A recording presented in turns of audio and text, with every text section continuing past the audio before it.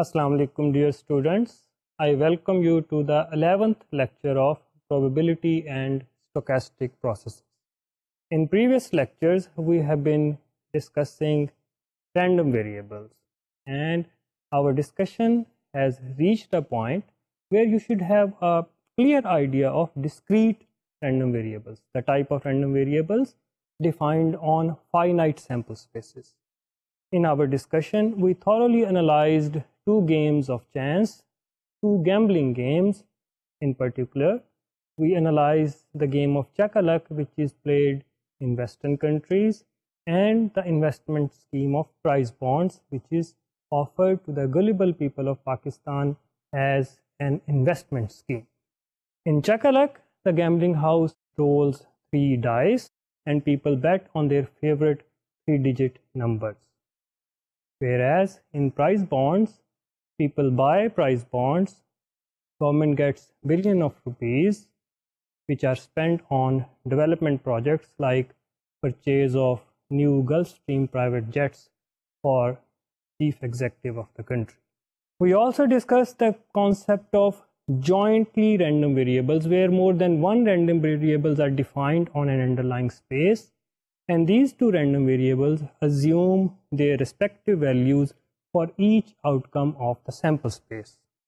These two random variables assume two values, hence the observation is a length 2 vector, and probability mass function is defined over a portion of 2D plane. Similarly, the CDF of jointly random variables is a surface defined on 2D plane. While discussing these jointly random variables, we encountered the concepts of marginal probabilities and joint probabilities. We found that if the two random variables are independent, then it's very easy to go from marginal distributions to joint distribution, because the joint distribution is just multiplication of two marginal distributions. But even if the two random variables are not independent, it's straightforward to go from joint distribution to two individual marginal distributions by taking summation along rows or columns depending upon the case. The first topic in today's lecture is the concept of conditional distribution. We have encountered conditional probability, where the probability of an event is determined with some additional information about the outcome of the experiment. These ideas are extended to random variables. We know that on the underlying sample space, one or more than one random variable are defined. And these random variables attain their respective values with their corresponding probabilities, which are dictated by the model that we have imposed on the random variables. But if some additional information is provided, then the random variables attain those values with different probabilities. And if we fix the event which provides additional information and we find probabilities of all the values of random variable that it attains with this additional information, this collection of probability values for all possible values of our random variable with some additional information is called conditional probability mass function. And if you know a probability mass function, you can certainly find the cumulative distribution function of that random variable under this new condition. These ideas will be clear if we discuss a few examples. Let's start with the first example shown on next slide. This slide takes the example of rolling of two dice and observing the sum of dots on two top surfaces. The top figure in this slide shows the unconditional probability mass function, which takes values from 2 to 12 with a peak at a value of 7, where probability is 1/6. The middle figure shows probability mass function with some additional information. And the additional information is that once the person has rolled two dice, he does not tell you what are the dots. He only tells that one of the dice has 6 on the top surface. He does not tell you anything about the other dice. With this additional information, a lot of ambiguity has been removed. Actually, half of the ambiguity has been removed because you know exactly the number of dots on one dice. Now, the only unknown part is the number of dots on the other dice. But if you still want to find the probability of this random variable, which is the sum of dots on the two dice, then it can only take values of 7, 8, 9, 10, 11, and 12 because one dice has been declared to have 6 dots. So, the conditional probability mass function, as shown in the middle figure, takes on non-zero values for the random variable values of 7 to 12 with equal probabilities of 1 over 6 because the only ambiguity is about one dice and it can take values from 1 to 6 with equal probabilities of 1 over 6. Hence, the random variable, that is sum of two dice, takes on values from 7 to 12 with probability of 1 over 6. About this experiment, there are certain variations that one can think of.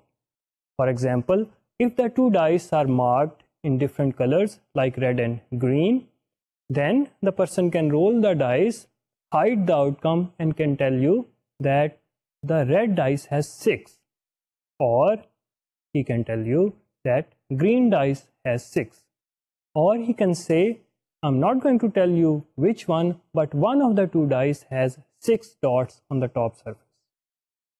I urge you to sit and look at the 6 by 6 grid for the underlying sample space defined by this random experiment, that is rolling of two dice, and find the reduced region of uncertainty for these three cases, that is, red dice has 6 dots, or green dice has 6 dots, or one of the two has 6 dots. Please note that if somebody says that both of the dice has 6 dots, then it's no longer a random experiment, because once you tell somebody that after I roll two dice, both dice show up 6 on the top, it's no longer a random experiment, it's a completely known outcome. Now, the third figure in this slide shows the conditional probability mass function with additional information that none of the dice has 6 on top. With this additional information, the original sample space, which is 6 by 6 grid, has been reduced to a 5 by 5 grid because none of the dice can be having a 6. Each can have numbers between 1 and 5. So the sample space is a 5 by 5 grid. If you define your random variable on this reduced region of uncertainty as a sum of number of dots on two top surfaces, it can take values between 2 and 10. The maximum value can be 10 because with the additional information, none of the dice can have 6. The maximum they can have is 5 each, which will give us random variable value of 10. And if you find probability mass function under this additional information, you will see it as shown in the third figure on this slide as something which is very similar to the original unconditional probability mass function, but it does not attain values of 11 and 12, and it is scaled up. Now the maximum probability for the central value is larger than 1 over 6. The next topic that we are going to discuss today is the idea of expected value or mean value of a random variable. This idea has many applications and will motivate you with this example. Suppose there is a class and there are 100 students in that class, and by coincidence all of them are 23 years old. So what's the probability that a student is randomly picked from that class and he is 23 years old? Of course, that is 1. Similarly, what is the average age of that class? Since all 100 students are 23 years old, so average age of the students is 23. Let's expand this example. Suppose in that class 50 students are 22 years old and 50 students are 24 years old. Now, if I pick a random student from the class, what's the probability that his age will be 22 years? Of course, it is half. And what's the probability that his age will be 24 years? It's also 0.5. And what's the average age of this class? Since half of them are 22 years old and half of them are 24 years old, the average age is again 23. But the probability of picking a student randomly is not 23. It is 22 with probability half and 24 with probability half. So if you combine this values of random variable, which is age of a randomly picked student, which is 24, multiplied with its respective probability of half, and add to it the other value of the random variable, which is 22, and multiply it with its corresponding probability of half, you will get 11 plus 12, which is again 23. We can discard this restriction of 100 students and picking a random student, and we can have this definition of expected value, that expected value of a random variable or mean value is summation of multiplications of values that the random variable attains and the corresponding probability value. The concept of expected value plays an important role when we discuss the games of chance, the gambling games. It is about the fairness of these games. A game of chance is called a fair game if the expected value of the gain or loss is equal to 0. That is, if the game is played for a long time, then the expected value of gain of the gambling house or the players is supposed to be 0 or very close to 0.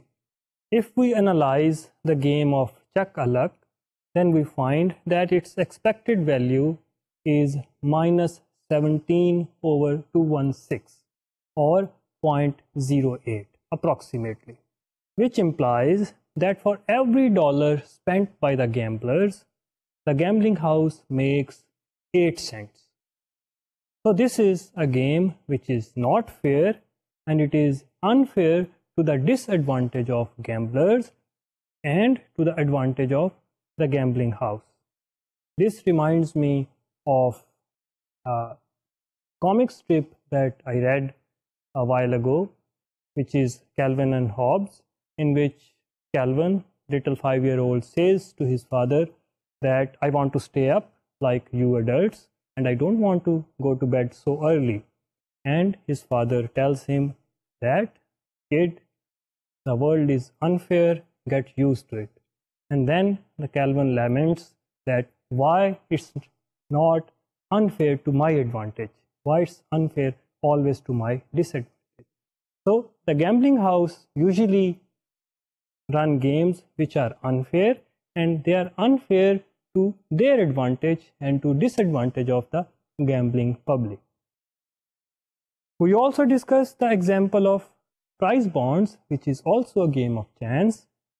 And if we analyze the prize bonds valued 1500 rupees, you will find that the expected value of this random variable, that is the gain of Pakistani people who are going to win these prizes, is 24.4.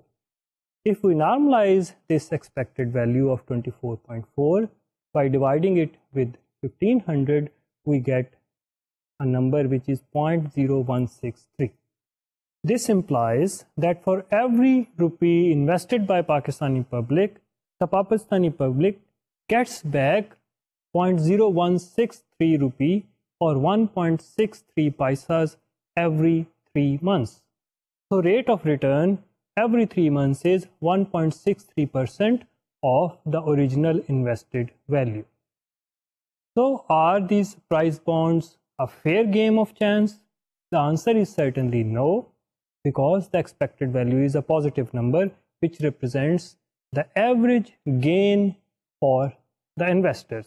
So if this is unfair game, is it to the advantage of the players, the public, or is this to the advantage of the gambling house or government of Pakistan? It appears that it is to the advantage of the public because the value of expected gain every 3 months is 1.63%. But if you know how money works, particularly the inflation, you will find out that this rate of average return is less than other investment schemes. So effectively, Government of Pakistan makes more money by floating price bonds than offering other investment schemes where a guaranteed rate of return of something between 10 and 12% is offered, like Behbood certificates or other investment schemes. Let's look at a few other examples of expected value. Let's take the Bernoulli distribution. If the Bernoulli distribution is based on a repeated trial of a simple experiment with two outcomes, where one outcome is success and the probability of success in each trial of the Bernoulli random experiment is P, and the trial is repeated capital N times, then expected value of this Bernoulli distribution is N times P. You can find the derivation of this result in your textbooks, but it is important that if P is the probability of success in one trial, then the average number of successes in N trials is N times P.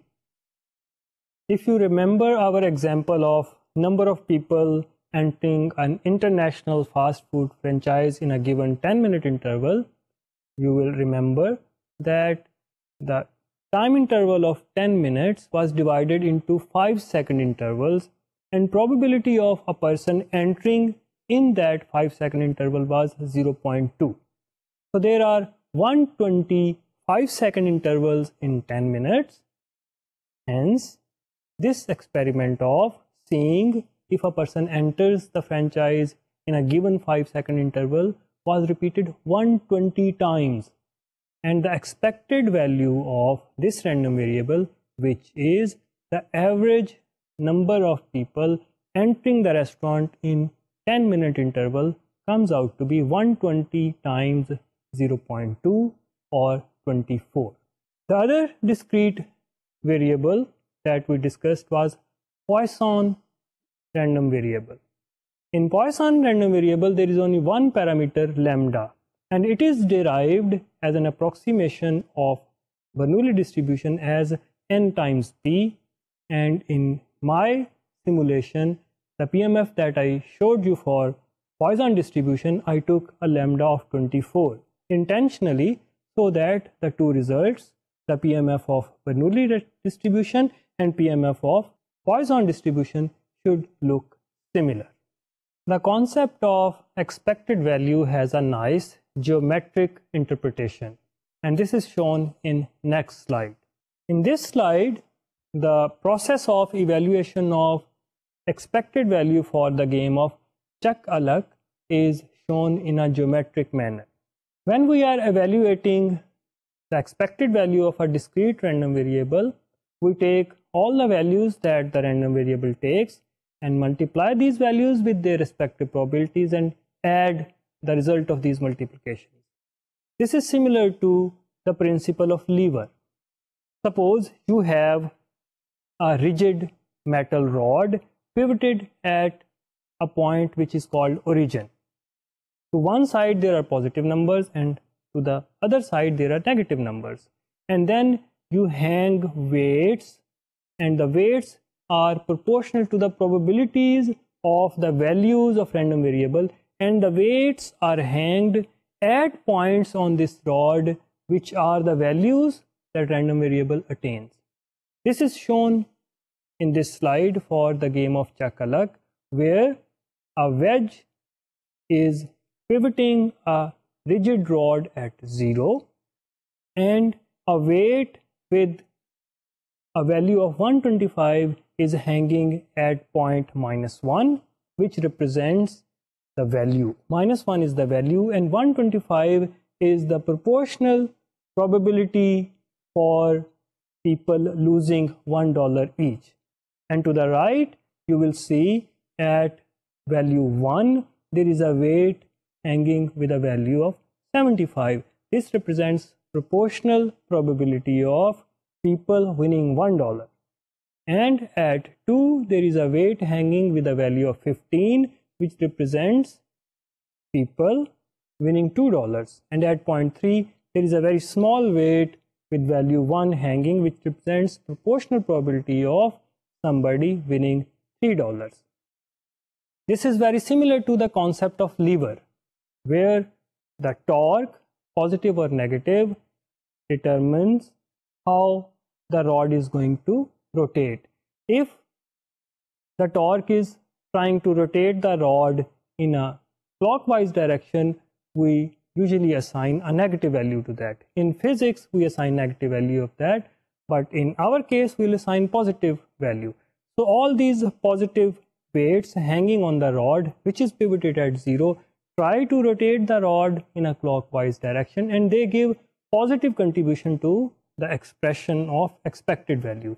And the weight on the left side, which is hanging at a negative value, gives negative contribution to the evaluation of the expected value of this random variable. You know, this random variable has an expected value of -17/216. So in this case, if you evaluate all these positive and negative torques, you will see that this rod will tilt to the left towards the minus values, because the force multiplied by the distance from the pivot is more than the contribution all the forces and all the distances from the 0. And if you move the pivoting point a little bit to the left, you will see that the rod nicely balances itself. And it's not a coincidence that that pivoting point should be the mean value of the random variable. So instead of pivoting this rigid rod at 0, you pivot it at -0.08, then this rod will balance itself. So this geometric interpretation is valid for this kind of discrete random variables which take discrete values with their corresponding probabilities, and this is simulated by hanging weights which are proportional to the probabilities at locations which are the values of the random variable. Before moving on with our discussion of expected values of random variables, we should introduce at this point the concept of transformation of random variables. As you already know, a random variable maps the outcomes of sample space to points on real line, and then we assign probabilities to these points based on how many elementary outcomes of the sample space get mapped to this point and what is the total sum of probabilities associated with all those elementary outcomes. It's possible to not assign probabilities to this random variable or these points on real line, but introduce another mapping which map points on this real line to another real line, and then assign probabilities to those points on the second real line. And those probabilities reflect how many points from this intermediate real line get mapped to a certain point on the second real line, and how many elementary points get mapped to all the points which further get mapped to a certain point on the second real line. So random variable x takes elementary outcomes and maps them to real line. And then a second mapping, we can call it g of x, maps this random variable x to real line, and this new transformed random variable can be called y. So y is gx, where g is any valid function and x is a mapping from elementary outcomes to real line. So probability assignment to y is indirect through x and then through the elementary outcomes. Actually, we have already been dealing with the concept of transformation of random variables. If you remember that example where we rolled 2 dice and took the sum of 2 dots on the top surfaces, then we were dealing with the transformation of random variables. The transformation of random variable could be from real line to real line, or it could involve more than one random variables, and then from this two-dimensional joint random variable you move to a third random variable. So when you were rolling 2 dice and you were observing number of dots on top surfaces, that observation was a number. So elementary observations could easily be called random variables themselves. So if x is the number of dots on first dice, which could be red, and y is the number of dots on the second dice, which could be green, then x comma y forms a two-dimensional vector, and these are outcomes as well as joint random variables because they take numeric values between 1 and 6. So x is a random variable which tells the number of dots on the first die. Y is a random variable which tells the number of dots on the second dice. Then you combine these two random variables through another mapping, which is x plus y. So you can call this new transformed random variable as z1. So z1 is x plus y, the summation of two random variables. So this is a mapping between two-dimensional grid to real line. So this z1, which is x plus y, is a transformation from x and y to z1, and it has its own probability mass function and CDF that we have already discussed. What about the other random variable? That was the absolute value of the difference between number of dots on two top surfaces. We have already assigned first number of dots as x and second number of dots as y. Hence this second random variable, which we can call z2, is equal to absolute value of x minus y. There can be other examples of transformed random variables which may involve one random variable, two random variables, or more than two random variables, and the examples are if y is equal to 2x, y is equal to x minus 3, or z is equal to 2x plus 3y, etc., etc. So from one random variable or more than one random variable, you get other random variable through intermediate mappings, and you find PMF and CDF of these transformed random variables. Let's continue with our discussion of expected values of random variables. Suppose we have a random variable x and we know its probability mass function, so we can easily find its expected value. But if we form a new random variable y from this random variable x through a well-defined transformation, this transformation is usually a function, let's call it g. So y is g of x. The values of random variable x get mapped to values of random variable y through this g. So if we want to find the expected value of this new random variable y, do we need to know the values that this random variable attains and its probability mass function, and then use those values and their corresponding probability mass functions to find the expected value of random variable y? The answer is no.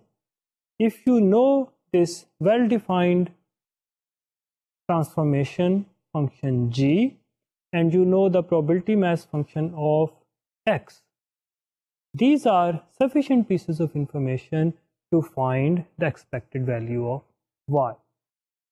This is true because there are two cases to consider. The first case is when this g is a one-to-one mapping. If there are x number of values in random variable x, they get mapped to same number of values in random variable y.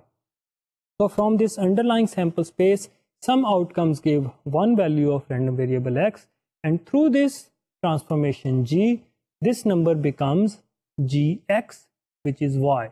So if there is a point x1 it becomes y1, which is equal to g of x1. If there is a point x2, it becomes y2, where y2 is g of x2. But the important point is probabilities. If probability of x being equal to x1 is a certain number p1, then it is the same probability that y will be equal to y1. Similarly, if probability of x being equal to x2 is p2, then p2 is exactly the probability that y will be equal to y2. So the probabilities do not change, but the values change. So in the expression for Ex, where we multiply the value xi, x1, x2, x3 with corresponding probabilities p1, p2, p3, we replace xi's with g's of xi's. So the expected value of y from this g, the xi's and pi's, which are probabilities of xi's, is summation of g of xi multiplied by pi. So that is easy to visualize. Underlying sample space, a value in random variable x coming here with the probability p1, and that value becoming y1 in the transformed random variable. But suppose the other case, if the transformation from this random variable x to random variable y is many to 1. So there are many points in random variable x which become a single point in random variable y. The formula still holds. Why? Because now all these points which get mapped to this number y1 will have a combined probability which is reflected from all those outcomes which give these points. So all these points through G give us y1. So there are points x1, x2, x3 with corresponding probabilities p1, p2, p3. Then all these x1, x2, x3 become y1. So G of x1 is y1, G of x2 is y1, and G of x3 is also y1. Then you sum this y1 with the probability of y1, which is equal to summation of x being equal to x1 or x2 or x3 and all the elementary outcomes which give these 3 points. Hence, in order to find the expected value of a transformed random variable, you don't need the probability mass function of the transformed random variable. You can find that expected value from the probability mass function of the original random variable and the values of the original random variable plus the mapping which maps the values of this original random variable to the new transformed random variable. This will be clear if we see the example which I'm going to discuss next. This example is of a modified gambling game based on Chuck-a-Luck. Remember, in Chuck-a-Luck, you place bet of $1, and if none of the digit appears, you lose that bet, and if one digit matches, you get $1. You keep your dollar, your bet, but win $1. If two numbers match, you win $2, and if all three numbers match, you win $3. So this new game is run by a benevolent gambling house who does not want to make money, who just wants to do this for public good. So what they do, they say you can come and play and you don't have to place a bet. You call your lucky number, and if all three digits match, you get $4. 1 plus the value you win in the original Chuck-a-Luck. And if you match two numbers, you win $3. And if you match one number, you win $2. And if you match nothing, you don't gain anything, you don't lose anything. In original game, if you don't match anything, you lose $1. That is a gain of -1. So in this benevolent version of Chuck-a-Luck, you don't lose anything. So every value is 1 plus the original value. Effectively, we are dealing with a transformed random variable y, where y is x plus 1. The probabilities remain the same. In this benevolent version, we don't lose or gain anything with probability of 125/216. we gain $2 with probability of 75 over 216. We win $3 with probability of 15 over 216, and we win $4 with probability of 1 over 216. If we find the expected value of this transformed random variable by using these values of 4, 3, 2, and 0 and the corresponding probabilities, we get this to be approximately 0.92. So the random variable y was obtained from x by adding a constant 1, and the expected value also is different by the same margin. Remember, the original Chakalak had expected value of minus 0.08, and this benevolent version has an expected value of plus 0.92. Of course, this is just a hypothetical case. No gambling house is going to run such a game, because if gambling houses started running this type of benevolent games, then they will be soon bankrupt and will get rid of this sin of gambling. But that is just a hypothetical case. Let's analyze the investment scheme of prize bonds in a similar manner. Suppose if you invest X amount of money now in prize bonds, it loses 2% of its value in 3 months by the time the draws are held. This is assuming annual inflation rate of approximately 8%. So instead of finding the expected value of X, the original random variable, which was your gain if you play this game of prize bonds, now the transformed random variable is y, where y is X minus 2% of its value. Suppose we are working with prize bonds valued 1500 rupees. So if you invest 1500 now and wait 3 months, they will lose 30 rupees. And if you remember that the expected value of original random variable X was plus 24.4 for the case of 1500 rupees prize bonds. And because of this new transformed random variable losing 30 out of the original 1500, the expected value of this transformed random variable will be the expected value of the original random variable minus this constant. So it will be 24.4 minus 30, or minus 5.6. So effectively, this game of prize bonds is unfair, and it is to the disadvantage of the players, the common public, because the expected value of this transformed random variable, which truly reflects the value of their investment with the gain and the inflation, to be a negative number of 5.6 for 1500 rupee investment. So for every 1500 rupees invested, government is making 5.6 rupees every 3 months. So this gambling scheme is unfair to the disadvantage of the common public. This transformation of random variable X into random variable Y through addition or subtraction of a constant is an example of very simple transformation. And in terms of the expected value of new random variable, the relationship is also very simple. That is, the expected value of transformed random variable is equal to the expected value of original random variable plus or minus the constant that was used to get the new transformed random variable. This addition or subtraction of a constant is an example of a linear operation. There are other linear operations which also give very simple rules to get expected value of transformed random variable. For example, if we transform the original random variable X to Y by multiplying it with a constant, say b, so Y is b times X, then expected value of Y is b times the expected value of X.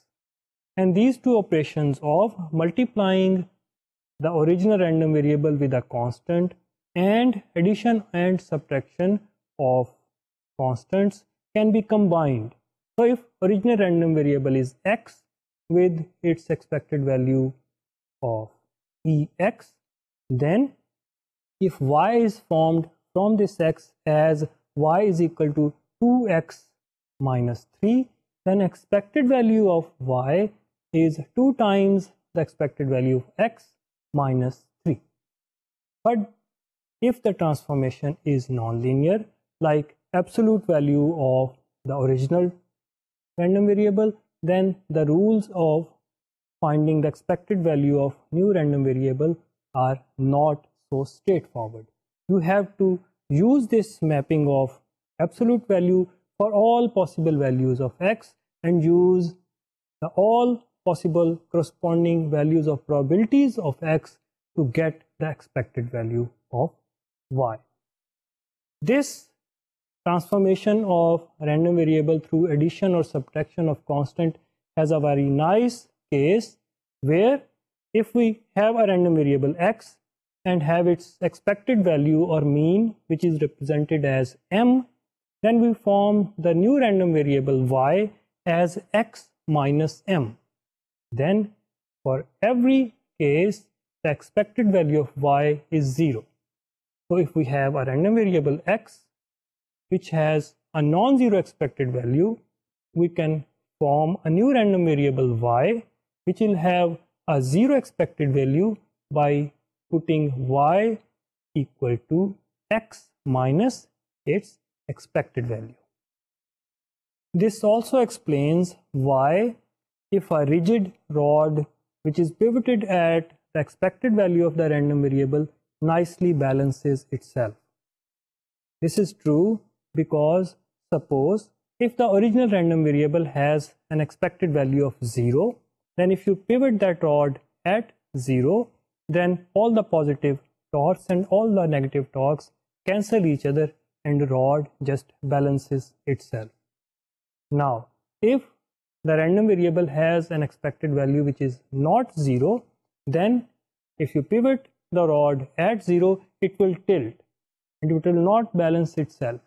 But if you get a new random variable y which is x minus its expected value, whatever that may be, then this new random variable y will have expected value of 0, or everything gets shifted in the opposite direction of the expected value of x, hence the pivot moves to the expected value of x.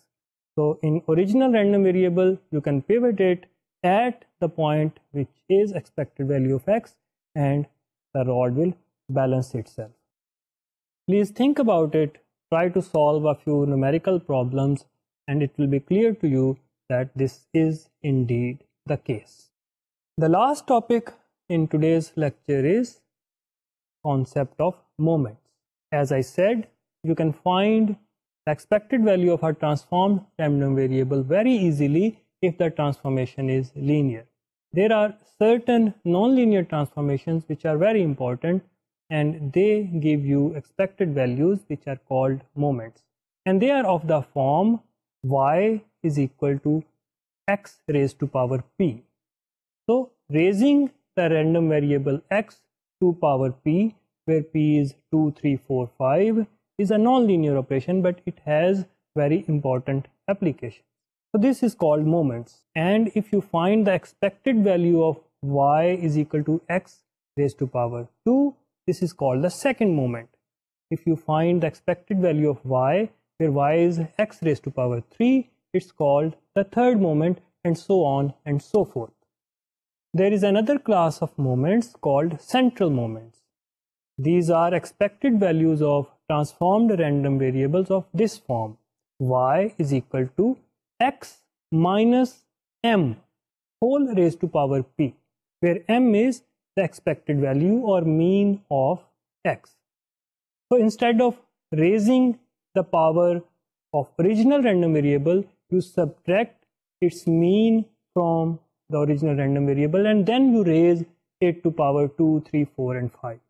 So effectively, by subtracting the mean, you are transforming this random variable first to a zero mean random variable, Remember, if y is equal to x minus expected value of x, then this y is a random variable with zero mean or zero expected value. So in this class of moments, you take power p of a zero mean random variable. And if the original random variable x has zero mean, then the two are equivalent. So this class of moments is called central moments. If you take x minus m raised to power 2, this is second central moment. And if you take x minus m whole raised to power 3, this is the third central moment. There are a few nice observations about these moments. For example, second, fourth, sixth, and all even powered moments are always positive. Why? Because in expected value, you take these transformed values of random variable and multiply them with probabilities, and they take the sum. You know, probabilities always take positive values, and if you take powers 2, 4, 6 to the original random variable or zero mean random variable, you will always get positive numbers. So second, fourth, sixth, all these even powered moments are always positive. Furthermore, this second central moment is very important and it is used a lot, which is x minus m whole raised to power 2. If this is the transformed random variable, then its expected value is called variance. It's not called variance of this transformed random variable, it's called variance of the original random variable. So if you have a random variable x and you find the expected value of x minus expected value of x whole square, you are getting the variance of x, and square root of that variance is called standard deviation, and these two words are used a lot in statistical description of the collection of data. Please remember, these moments are numbers. They are expected values of given random variables or their zero mean versions, and they are used a lot in statistical description of the behavior of the distribution functions for these random variables. To summarize what we have covered today, we extended our discussion of discrete random variables. We introduced the concept of expectations and moments, and we also introduced the concept of conditional probability mass functions, where conditioning events could be simple events or random variables. In next lecture, we'll finish the discussion of discrete random variable, and the last two topics that we will discuss will be conditional expectations and the correlation of two random variables. And after that, we'll start our discussion of continuous valued random variables, which are defined on those sample spaces which are uncountably infinite. Till then, I wish you the best. Khuda Hafiz. Assalamu alaikum.